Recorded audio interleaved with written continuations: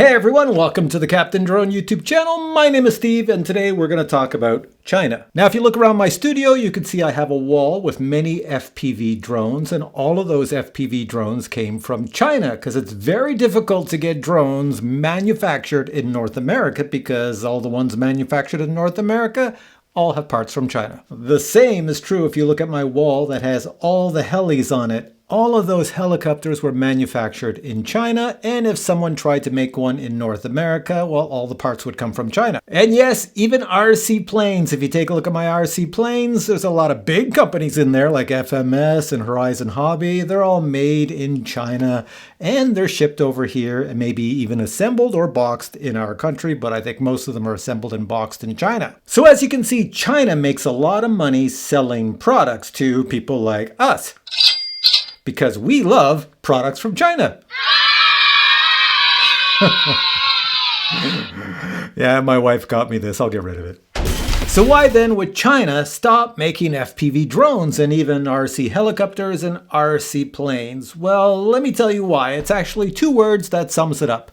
Remote ID. So yes, many of the countries around the world already have remote ID, but it's not like the remote ID in China. Let me explain. So first off, all the manufacturers in China knew about this remote ID policy coming to China a long time ago, but they did like most people around the world. They kind of ignored it, hoping that maybe if they fought it, it would go away. Well, it didn't go away, and China's got a pretty aggressive government. So as of the 1st of May, anything that is over 250 grams and is remotely controlled, so that means your FPV drone, your camera drone, your plane, your helicopter, has to have special technology in it to provide the following. It has to transmit in real time the drone ID and serial number, the operator's identity, yes, their actual name, and maybe their home address, it has to transmit that, real-time location, including all the telemetry, which means speed, status, height, all that other good stuff, all in real time. And guess who gets that information? It's not the bystander like it is in the United States, standing around and can go on an app and see what's flying around. Nope, it is the police and the government of China. So now do you see the problem? That technology has to go in every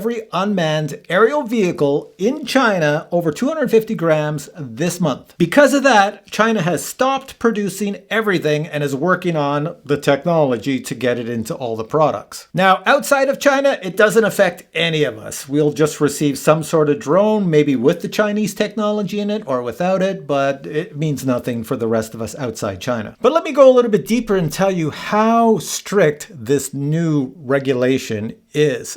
If you do not have your drone activated, in other words, your drone is not transmitting who you are, all your personal information, all the telemetry, if it is not doing that, it is locked. And at any point during the flight, the police or the government can lock your drone so that you have no access. Yep.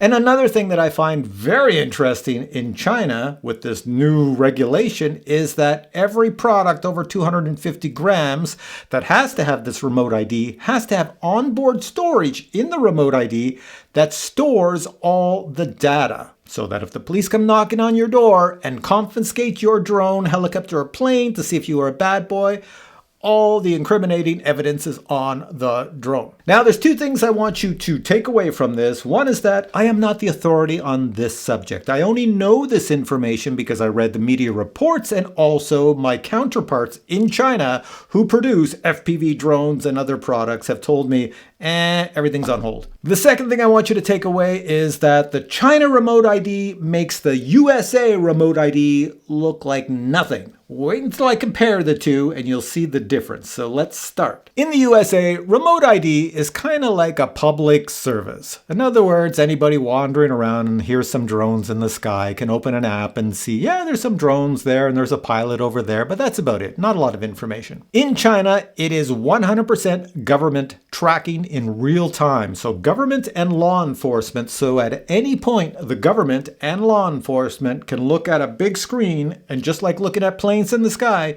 they will see every remote ID product flying around, and all their telemetry is coming back to the government as well as the police. And that's why I say in the USA, remote ID is basically for citizens, just to keep citizens feeling like, okay, it's not so bad. There's some drones flying around and I can check out, but I don't really know what they're doing.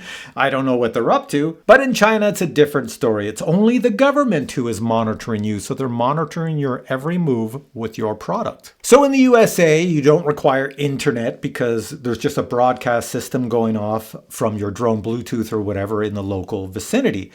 But in China, it's a different story. Your drone, heli, or plane, while flying in the air, is connected to the internet. Well, actually, it comes back to your device that's providing the information.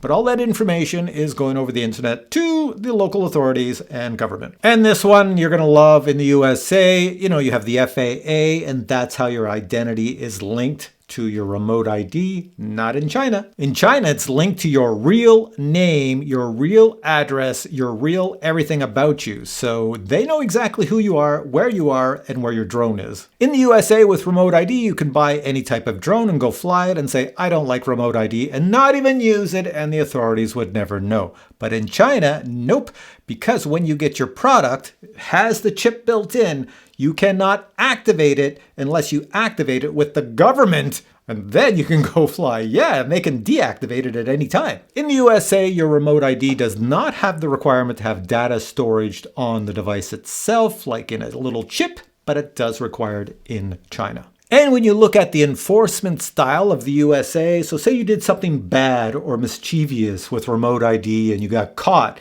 Well, in the USA, it's kind of reactive. They do an investigation and they'll go and catch you, but they don't have a lot of information. In China, it's proactive. It's in real time. So as you're doing something wrong, they see it and they're coming for you. So to me, if I'm going to sum up the remote ID in the USA and the remote ID in China, in the USA, who's watching? Well, it's only the local citizens around you where you're flying that are watching, if they even care. But in China, it is the government and the police force. So once China gets a grip on the remote ID and then starts mass producing products again, then in North America and Europe, you'll start to see all sorts of FPV drones, planes, helicopters of all types coming. Right now, everything you see is from the past, and they're just, whatever is in warehouses is being sold to us in Europe and North America. But in China, not allowed to sell anything over 250 grams unless it has the remote ID chip. And to rub the proverbial salt in the wound of the Chinese remote ID, well, guess what? The area of Beijing has their own rules on top of the remote ID. So if you live in that area, you're not even allowed to have a drone, a plane, or a helicopter unless approved by the government. The entire city area is considered a controlled airspace, so nothing can fly without approval. And if you thought that was bad, listen to this. The regulation goes on in Beijing to say that you cannot own more than 3 unmanned, remotely controlled vehicles. Vehicles, items, aircraft. I'll say aircraft. Because if you do, you have to get prior approval to own 4. You can't have more than 3.